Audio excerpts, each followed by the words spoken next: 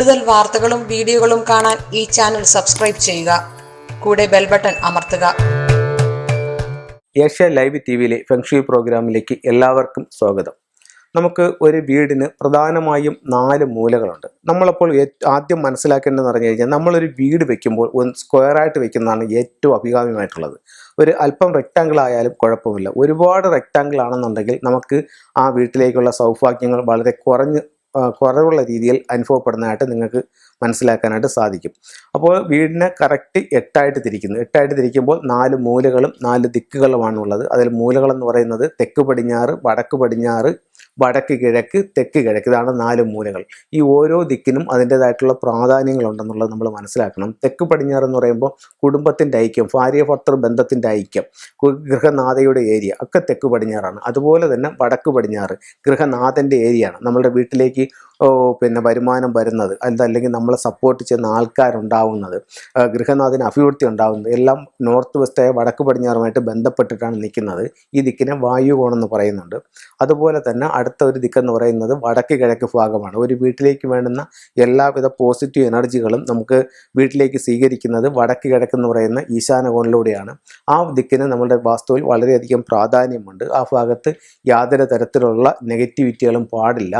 അതുപോലെ തന്നെ ആ ഭാഗത്ത് സെപ്റ്റിക് ടാങ്ക്, ടോയ്ലറ്റ് അങ്ങനെ ഒന്നും പാടില്ല. അവിടെ ഉയർന്ന തരത്തിലുള്ള നിർമ്മിതികൾ പാടില്ല.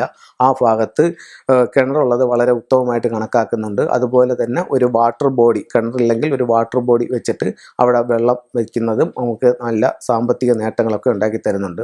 അതുപോലെ തന്നെ നമുക്ക് ഏറ്റവും പ്രാധാന്യമുള്ള ദിക്കാണ് തെക്ക് കിഴക്കെന്ന് പറയുന്നത് അഗ്നികോണ്.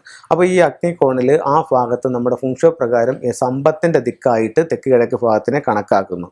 അപ്പോൾ തെക്ക് കിഴക്ക് ഭാഗത്ത് എന്തെങ്കിലും തരത്തിൽ മലിനപ്പെട്ടു പോയി കഴിഞ്ഞാൽ നമുക്ക് വീട്ടിൽ സാമ്പത്തിക പ്രശ്നം ഉണ്ടാകുമെന്നുള്ള കാര്യത്തിൽ യാതൊരുവിധ സംശയവുമില്ല. അപ്പോൾ തെക്ക് കിഴക്ക് വളരെ ശ്രദ്ധിക്കേണ്ട ഒരു ദിക്കാണ്. യാതൊരു കാരണവശാലും തെക്ക് കിഴക്ക് ഭാഗത്ത് സെപ്റ്റിക് ടാങ്കോ ടോയ്ലറ്റുകളോ വരാൻ പാടില്ല. വന്നു കഴിഞ്ഞാൽ ആ വീട്ടിൽ അത് മൊത്തത്തിൽ ബാധിക്കുമെന്ന കാര്യത്തിൽ യാതൊരു സംശയവുമില്ല. അപ്പോൾ അത്തരത്തിൽ എന്തെങ്കിലും ബുദ്ധിമുട്ടുകൾ അവിടെ വന്നിട്ടുണ്ടെങ്കിൽ നിങ്ങൾ എത്രയും പെട്ടെന്ന് തന്നെ ഒരു ഫെങ്ഷുയി കൺസൾട്ടന്റിനെ കണ്ട് അതിൻ്റെ വേണ്ടുന്ന നിർദ്ദേശങ്ങൾ അല്ലെങ്കിൽ അവരെ വിളിച്ച് കൺസൾട്ട് ചെയ്തിട്ട് എന്താണ് ആ പ്രശ്നം വന്നിരിക്കുന്നത്, അതിനെന്താണ് പരിഹാരം എന്നുള്ളത് നിങ്ങൾ ചെയ്യുക. കഴിയുന്നതും ആ ഭാഗത്തു നിന്ന് ഒഴിവാക്കാൻ പറ്റുമെങ്കിൽ ഏറ്റവും ഉത്തമമായിരിക്കും. അത് സാമ്പത്തിക പ്രശ്നം ഉണ്ടാക്കുന്നത് മാത്രമല്ല കുടുംബത്തിലെ സ്ത്രീകളെയും സാരമായ രീതിയിൽ അത് ബാധിക്കും എന്നുള്ള കാര്യത്തിൽ സംശയമില്ല.